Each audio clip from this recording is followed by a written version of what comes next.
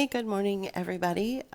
It is about 9 o'clock in the morning on Tuesday, December 10th, 2024.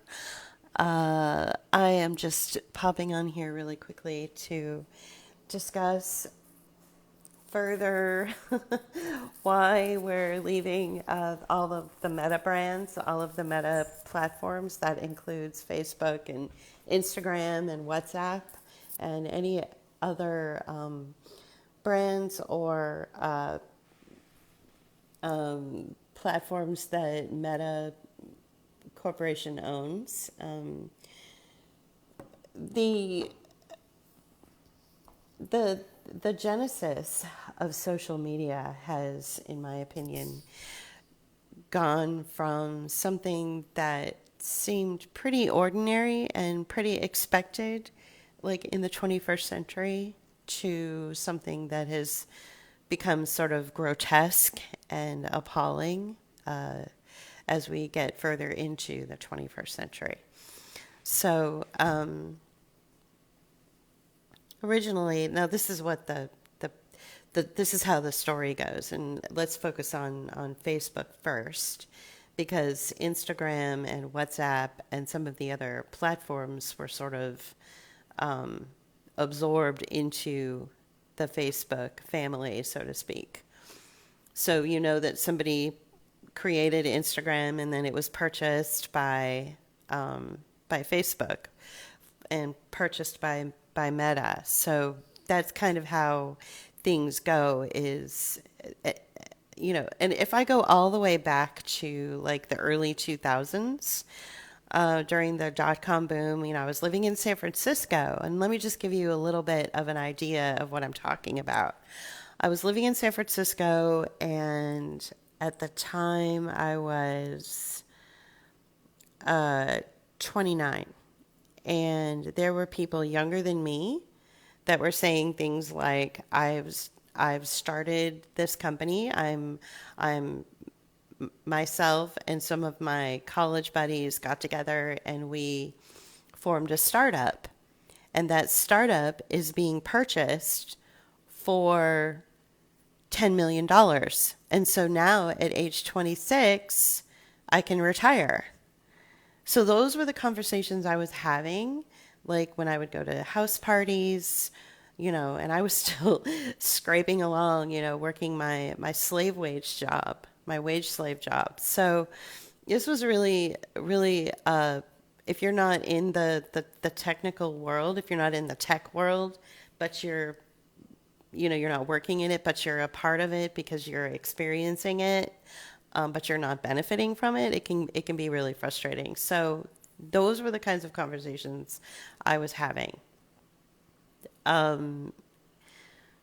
So it started out, in my opinion, and this is what mainstream will tell you. Of course, we all know that it came out of a military program, and that the military and the intelligence agencies and the federal government are all what is behind the money that's behind all of these social media platforms.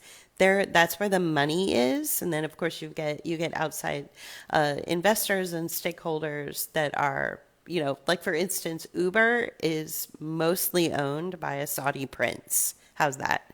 That kind of thing. So, or it's mostly funded by a Saudi prince. Okay, so back in the genesis of early social media, the narrative was, or the idea around it was, that it was for college kids to have access to each other. And it was a social network, right? So that's the story we're told. If you saw the movie The Social Network, it started, the story that we're told is that it started out of Harvard and all that. And it was a way for students to sort of have a hangout space that was just for them. And of course, there was this part of it too where women were being rated, college women were being rated as whether they were hot or not. And it became kind of this bro culture, and a lot of women were against it and didn't join it. And that's the sort of the story we're told. And within every story that we're told, whether it's mainstream media, social media, whether it's alternative media, within every story there is a granule of truth within those stories. Okay, so we all know that Facebook started out as a sort of a logging program out of the Department of Defense. Okay, and then we all know the real history of it, but the story that we're told is that it's a social media network for Harvard students to sort of have a hangout space and connect. Oh, hey, you're going to go to see this band on this, this particular day. Great, I'll see you there. That kind of thing. Okay. Um, so that seemed normal. And then it went public and it became something that people used in order to keep in touch with people they already knew. And this is what's key. So early social media was really about connecting with people you already knew, people that you were related to.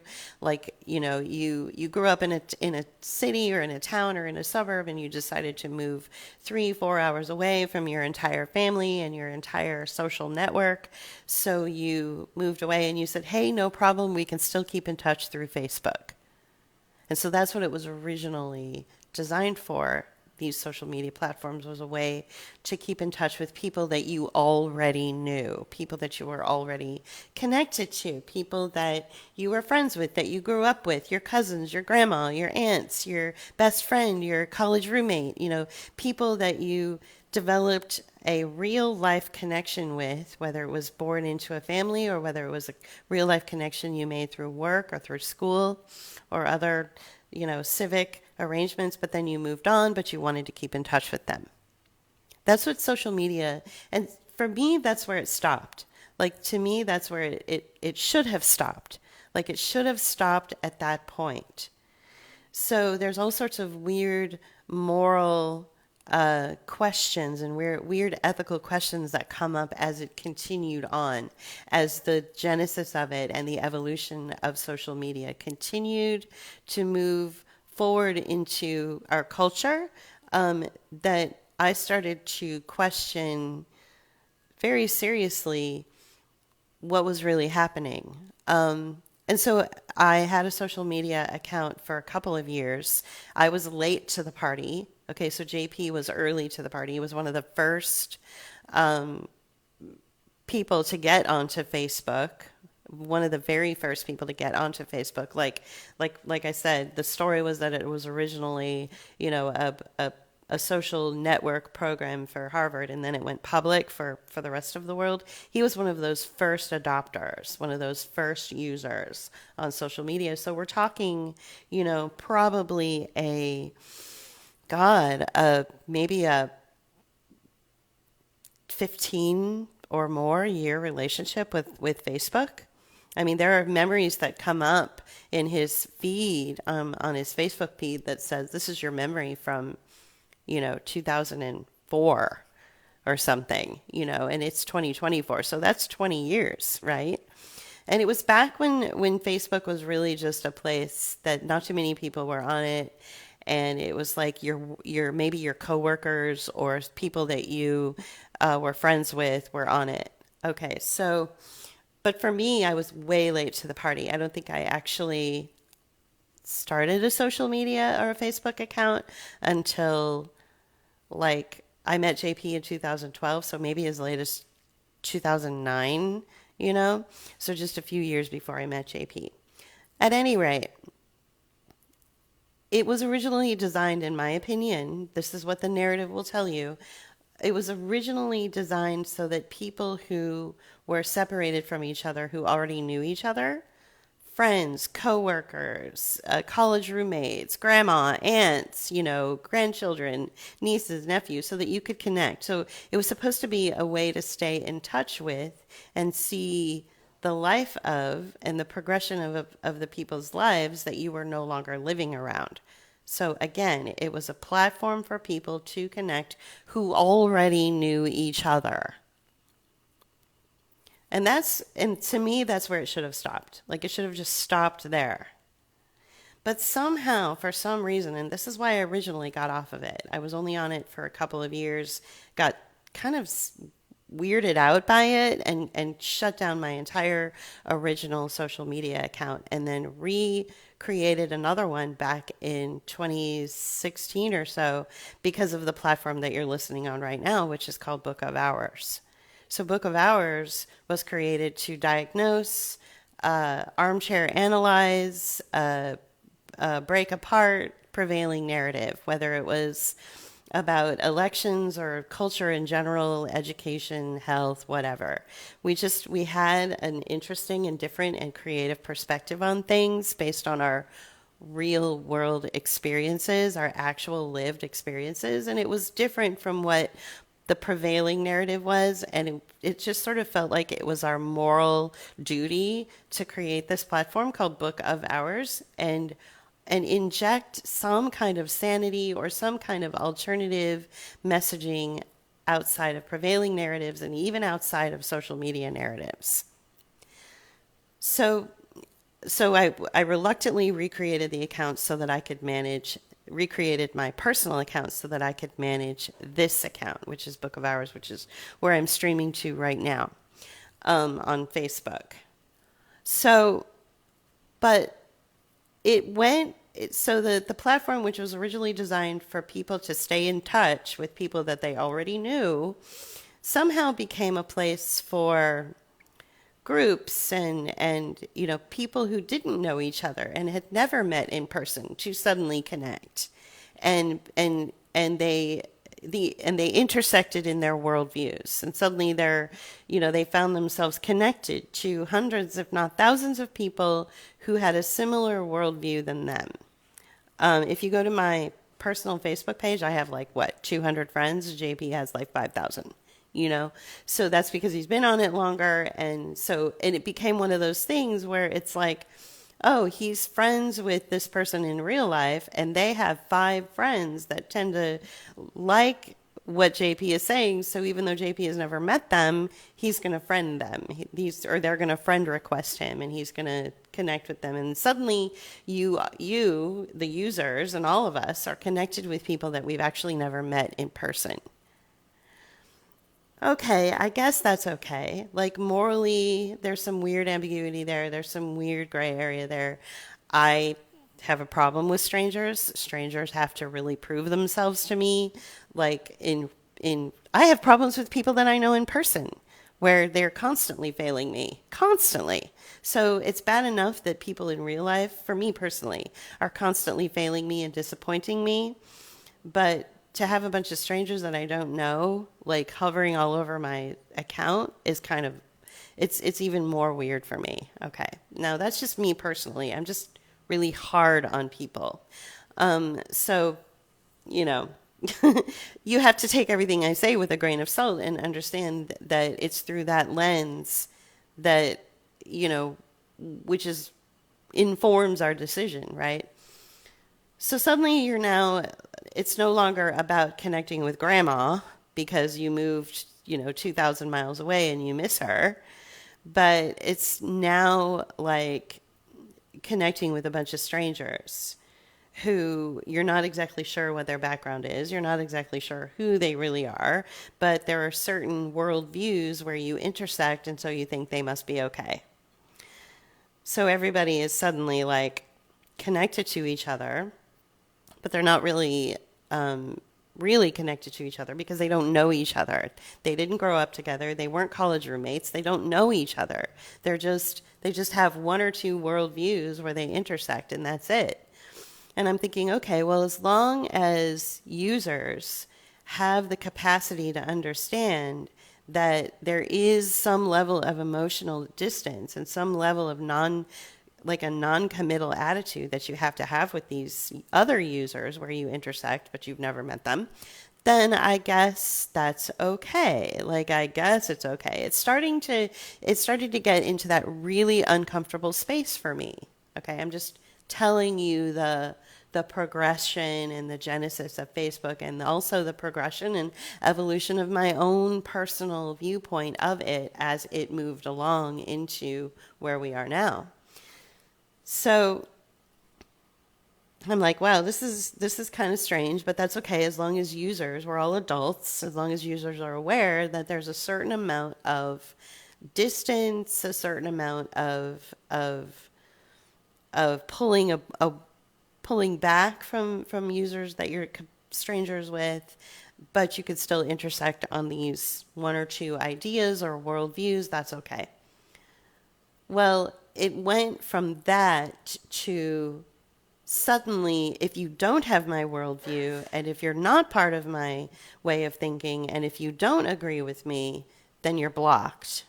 And so the block button was introduced into Facebook, like into its genesis, right? And that really was dangerous.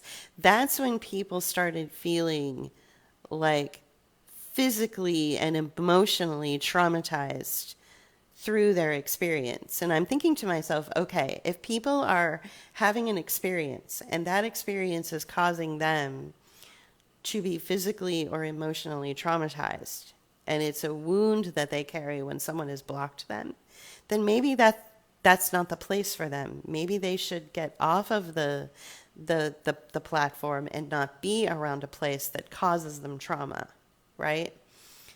Arguments ensued, fighting, threats. I mean, I've had rape threats from complete strangers because I didn't vote for Hillary Clinton, that kind of thing. So, I mean, it's ridiculous, right? So it became this really toxic and sort of like the wild west of just every kind of emotional outburst. It was like suddenly it became something where you just wanted to connect with your college roommate because she was moving to Maryland and you were moving to California or whatever, and you guys became best friends and you just wanted to like stay in touch and have a way to connect because it's someone you already knew, to suddenly turning into this other thing which became so toxic and so traumatizing, and then to go even deeper, it became a place where teenagers would go and they became addicted to it, adults became addicted to it, and suddenly you have, with the onset of social media and the lack of respect that people are allowed to have on social media for each other. Like if in real life nobody would ever behave this way. When you're sitting in a room in a situation and you've got 10 different people with 10 different worldviews, I guarantee you not one of them is going to threaten to rape me because I didn't vote for Hillary Clinton. They would never have the balls to say that, at a house party, but they do say it on Facebook. And then people wonder why we have such an extraordinary rise in teenage suicide. So when a platform becomes a place that's so toxic that children feel that they have to take their own life, that's when you have to stop and go, wait a minute, something is wrong here. So that's one of the reasons why we're leaving. That's one of the reasons why we're cutting off all Meta. No Instagram, no, we've never had WhatsApp, but no WhatsApp, no Instagram, no Facebook, and whatever other social media companies Meta is attached to. And we may transition also into cutting off our X accounts or our Twitter accounts and shutting those down as well.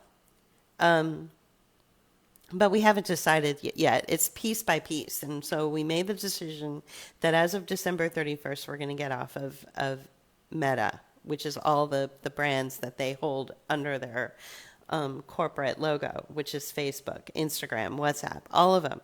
Okay? I have a personal Instagram account, that's going down. I have a Book of Hours Instagram account, that's going down. Okay, so it's for some of those reasons that I just mentioned.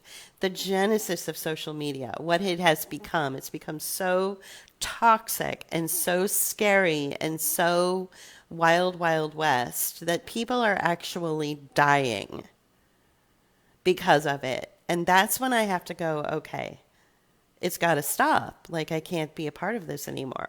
Okay, so that's part of it.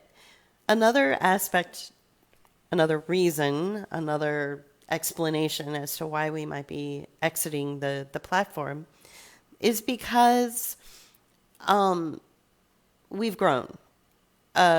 We are 3 days a week I take guitar lessons. My husband is a pretty good guitar player. He was in a band in the 1980s. He's pretty good with music. He kind of knows how to get back into music really quickly, so he's teaching me guitar. And I'm learning chords. And we've been doing this for quite a few months now. And we do this 3 days a week. So, and we have a dedicated time slot, and we do it for an hour each day, for each of those 3 days a week. And so our creative energy has now been put into creating music, possibly starting, a band in a year, maybe 2 years. I don't know that. I try not to think that far ahead. I'm just trying to get the chords down right now and learn something new. Okay, so there's that, is the creative energy and just the time that I would normally spend, on social media or on the platforms is now going to be redirected into learning guitar and all that. Okay, and possibly writing music and writing poetry to the music, but that'll come eventually too. So there's that part of it. The creative aspect has changed a little bit. I have an idea that I want to, maybe publish a little chapbook, which is a small book of poetry. I'm thinking about it, that kind of thing. And by being on social media, it's kept me from being serious about moving more moving into a deeper, more personal creative space. So for those reasons too is why we're leaving. Another reason that informs our decision is the new Facebook Meta service agreement, the new user agreement. All of this was emailed to every single user who has a Facebook account or who has some sort of Meta brand account, whether it's Instagram, Facebook, or WhatsApp. You all received something in your email within, I think, the first week of November, which talked about the contracts. Basically, by actually existing on any of these platforms, that you are in service to them. And I'm not in service to Mark Zuckerberg. I'm not in service to his new AI programs, which are Llama, which you can look up what the acronym for Llama is. And when I turn this into a blog post, I'll sort of do a quick analysis of what these AI programs are all about, and I'll tell you the acronym for Llama. This broadcast right now is really off the cuff, so I don't have any of that information in front of me. But it's like language learning, automated something, artificial intelligence, whatever. So you are informing these AI programs, which I'm not here to inform AI programs. And that's what social media, especially the Meta brand social media platforms, that is what they are. They shouldn't even be called social media anymore. They should be called users who inform artificial intelligence programs, because that's what it is. It doesn't matter if you post on social media in a long form essay. It doesn't matter if you do live broadcasts. It doesn't matter if you put up a bunch of art. You are informing artificial intelligence, and I am not here to inform artificial intelligence about anything. And so starting January 1st, just by having a presence on the platform, you agree to this, and I don't agree to it. Not only that, is there some sort of language that states that they no longer have to inform you about anything. So they no longer have to tell you what the rules are, which to me is pretty gross. I mean, you can't just change the rules as you go along, and users are supposed to be okay with this. There has to be some transparency, and basically what they're saying is after January 1st, they don't have to tell you anything, because just by existing on the platform, you agree to it. So that's a huge red flag right there. That is not cool. So, You're talking about a program that was originally designed for you to keep in touch with grandma because, you grew up, down the street from your grandma or around the corner, and you grew up and graduated from college and then decided to move 2,000 miles away. So you wanted to keep in touch with the people you already knew. That's what it was originally designed for, or that's what they tell you anyway. But over the years, it turned into a behavioral modification program. It's when it turned into a behavioral modification program that I started to see user behavior as something that was really repellent, something that really repelled me. And I saw more and more people that seemed like they had addiction problems as opposed to being just like regular people who were just trying to connect with grandma or with their college roommate. Suddenly it started to become more and more users in my feed and around seem to be more of into this addiction entrapment scenario. Because after all, it was the social media founders that said that they created Facebook with the idea of creating users to be addicted to something. So there's nuggets inside, whether it's the algorithms or whether it's just the platform itself and its very existence. There are nuggets inside of it that are engineered into it to act as if you're doing little shots of whiskey and you become addicted to that, and you become addicted to that nice warm fuzzy feeling you get, or those little bumps of cocaine and you get an adrenaline rush.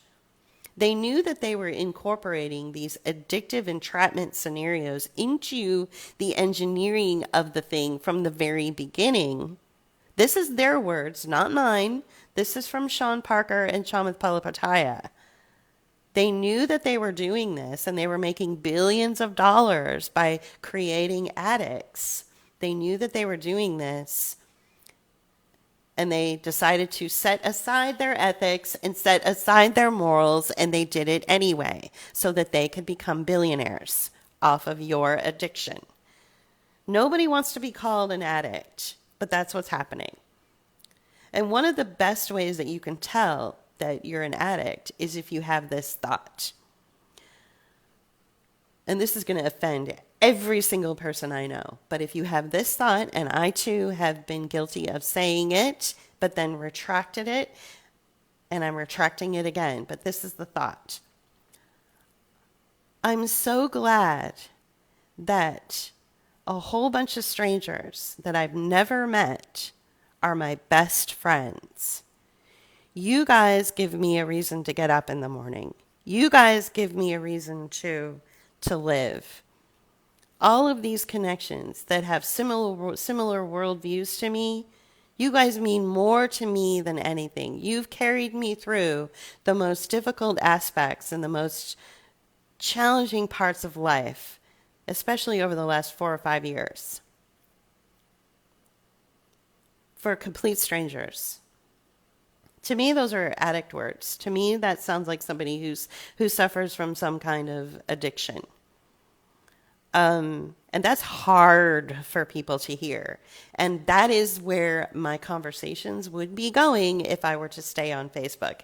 And I would piss off even more people than I've already pissed off to begin with. And believe me, I've pissed off a lot of people.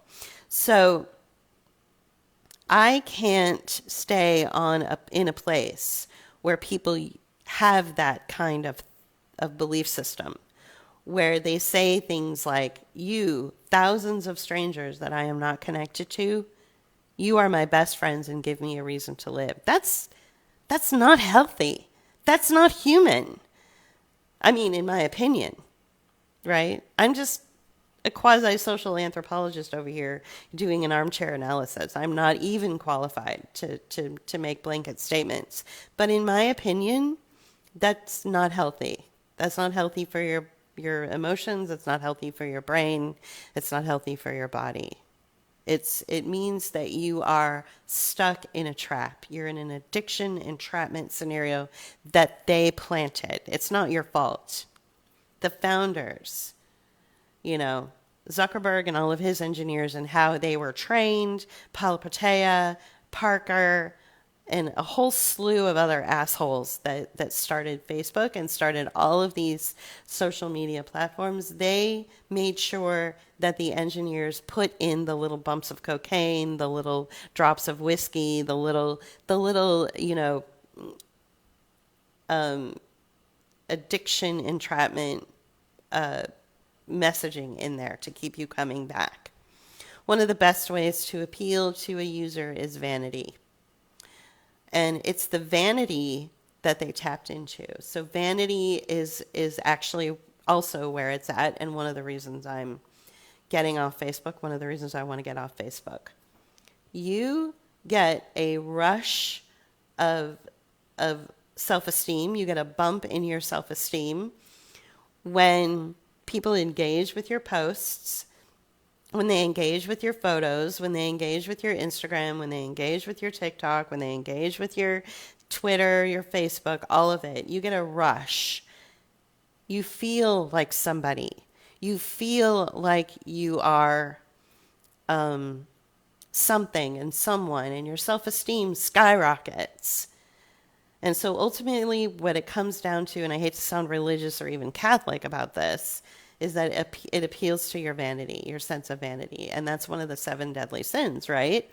So it's appealing to a part of you that it should not, right? And that is overtaking the sort of the human connection, is your need to feel like you're getting this bump in self-esteem, your vanity, right? One of the things that really caught me off guard with this whole vanity thing and my more sort of my, unprofessional, totally, illegitimate armchair analysis of this. Again, I'm not an expert. I'm not anybody that anyone should even take seriously, but this is just my personal analysis of things. But one of the things that really alarmed me was the reaction that influential users had when their Facebook, Twitter, YouTube accounts, were taken down. And these were people that are a lot more influential than me. These were people that have, multiple degrees, people that had either been in politics, people that have millions of followers on various platforms. And they were screaming and hollering that their accounts or their posts or their streaming videos or whatever were being taken down. And I'm thinking to myself, but you're already like you don't need like a digital presence in order to confirm your value to the world. You've already got the multiple degrees. You already had the privileged life. You've already got like all of this well-lived life behind you. You don't need, first of all, unlike us, you don't need the few bucks a month in order to help you survive. You're doing fine. You don't need any of it. So I'm thinking to myself, the only thing then that it comes down to is vanity. It's a popularity contest. It's very vain to think that, these people who already have this extraordinary popularity and all of everything that they could need in life, that suddenly, without their Twitter account or without their Facebook page or without their YouTube presence, that suddenly they're, shaking their fist at the world and saying, this isn't fair. It's like, but you don't need it to establish your worth on this planet. You've already done everything that you need to do to make yourself feel, to have the self-respect that you need. You don't need social media to do that. So that's another thing that kind of bothered me about the genesis of this whole experience. There are a few people I know that don't have a social media presence at all. They are friends of mine. They don't have Facebook. They don't have Instagram. They have nothing. And they're real life friends of mine. So it's nice that I still have connection with people that are just completely off the grid as far as social media goes, So I think that one of the challenges in this experience, this is why we wanted to take the whole month and kind of talk it through and explain our position and all this. The challenges are, dealing with people who want who they're like, well, if you're getting off social media and you're saying that it's because of the new terms of agreement, then I want you to sit down and spend, hours and hours and hours and hours articulating why each and every one of these 10,000 reasons on the user agreement, why you want to, and I want you to break it down and I want you to provide all the facts and all this. No, the user agreement, I'm sure that parts of it are okay, but the part that really just struck us was we don't have to send you user agreements anymore. We don't have to send you explanations anymore. Just by being on the platform is your agreement that we are going to transition into an AI farm. They're farming you, basically. They're scraping you. They're farming you. Whether you put one word on a post or whether you write, complete essays or whether you do videos, it doesn't matter. They're farming you for AI. This is not about keeping in connection with people that you miss who you knew in real life, like your college roommate. This isn't about that anymore. This is literally farming you for profit. And they changed your behavior by making you say things that you would never have said prior to social media. You would never stand on a box in the middle of the town square and say, I love all of you strangers. You're my best friends. You would be a crazy person if you said that. And that's what a lot of people are saying. And their egos and their vanity is being fed because all of the users are then flocking to them and liking them a million times and loving them and making comments and saying the same things themselves. And so it becomes this really dysfunctional place. It's not normal to be that way, in my opinion. Okay? And I think that a lot of people who are saying things like that, if they were to just go back 20 or 30 years, and I know they're old enough that they can do it, and then look at their future self and say, oh my God, did I really say that out loud? No. My connections are with people that I've hugged, with people that I've actually, gone on bike rides with or taken long walks with and had long, personal, private conversations with. The idea of privacy is gone. Privacy and inner dialogue is where the magic happens. You don't have to share every little thought and opinion and angry outburst that you have with the world on social media in order to get those dopamine hits. All of the bands that we listen to, that JP and I like, which are, not anything that you would hear in mainstream, but they do tend to sell out a lot of shows. They all come from that place. They all come from that place of like, all of my energy is going to be spent, putting my thoughts and my feelings into my music. And so I'm going to hole myself up in the studio for 3 years and then come out with a breakout album. If they had wasted their time on social media sharing their thoughts and their cryptic messaging and their opinions and their outbursts and their anger and their love and all this on social media, they would not be where they were today. They wouldn't be selling out that show that we're going to be seeing them in next month. You know what I'm saying? So not that I'm saying that, people, if they stopped being on social media, then they would be famous or something, or they would sell out concert halls. That's not what I'm saying. I'm just saying that there seems to be a lack of understanding that the private internal dialogue is where the gold is. And the social media AI driven investors, like the stakeholders, the people that are pushing this thing into AI, which is where we are now, they get that. They know that. And so they want that. They want your gold. And I'm just so I'm it's hard because um there are people that are commenting right now that they have no idea how much I like them because I don't tell them.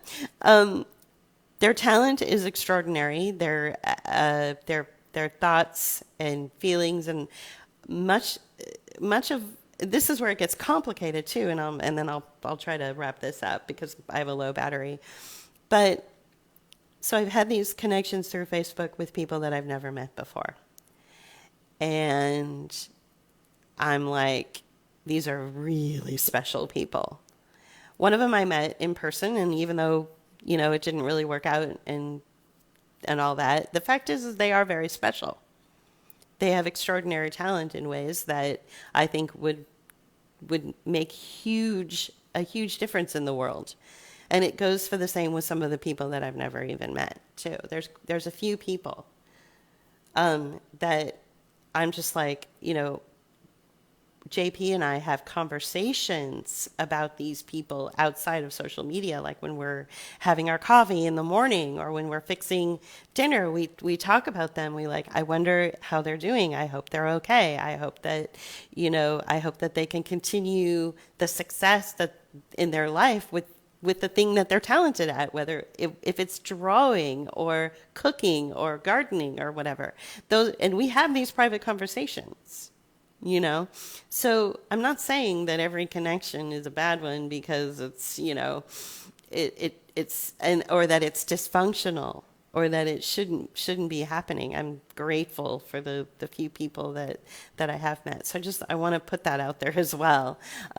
It can be an extraordinary benefit to make a connection with a stranger and be edified and feel like you are a better person because of knowing people. And I guess that's where I'm going to close it out, is there are a lot of people that we have connected with, quite a few people that we've connected with, where our behavior in our real life and the choices that we have made because of having that connection have improved our life and helped to inform our decisions and make us happy. And that's like almost like magic to have complete strangers that you've never even met in person do that for you. Okay, so there is that magical aspect of it. And that's I think the thing that makes people, they keep coming back because they want to grab onto that little bit of magic that is out there. And then one of the last, and unfortunately the most boring and banal and frustrating reasons why is time is money. So JP works at a job where if he doesn't work, he doesn't get paid. He doesn't get paid overtime. He doesn't get paid for vacation. He doesn't get paid for holidays. All of his colleagues do. They get paid overtime. They get bonuses. They get paid whether they work or not. He literally is paid by the hour like a wage slave. And if he doesn't work, he doesn't get paid. We have had paychecks that have just taken my breath away. I mean, my heart stops. They're so small. And so I'm like, okay, something has to be done, which means that if he needs to transition into something where he's going to get paid what he's worth, then he may need to pull back on his social media presence. And as his wife, I may need to do that as well. I am in the process of potentially losing an income, which means that I need to recover from that somehow. I need to replace it, that little bit of money that I was bringing in, to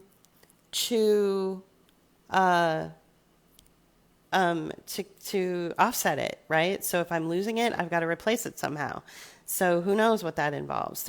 I have mobility issues. I have limited, physical abilities. So maybe I need to do like customer service over the phone from my house. I don't know. I'm not exactly sure how I can do this. But so for these practical reasons too, where money is pretty tight, income isn't as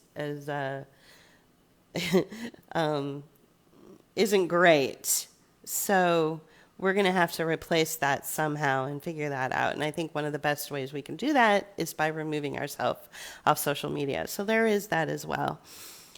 Um, so I know that you guys all understand me to a certain point and to a certain level, especially the part about needing to work. Um, but there's also much more nuanced and troubling aspects around social media, which is informing our decision about why we want to leave by the end of the year. And, I may do another one of these broadcasts where I articulate it a little bit more, where I go into a little bit more of an explanation. But for now, we'll leave this with part 2. And, I'll put this up as a blog post and put it up on the accounts so that everybody can kind of, chime in and make a comment. And, whether you're on Twitter or Substack or whatever, it'll go to all those pages as well. And even Blue Sky, I'm not as prolific on Blue Sky. I'm still kind of tentatively feeling my way around that place. But, so far I'm just connected to people that are pure art. It's all about artistic expression, and there's something nice about that. So, all right. Thank you for listening this morning. I really, really love your comments, and believe me, I get them. I get you. So, until next time, I will be back on Friday for a Friday reading. All right. I'll see you then. Bye.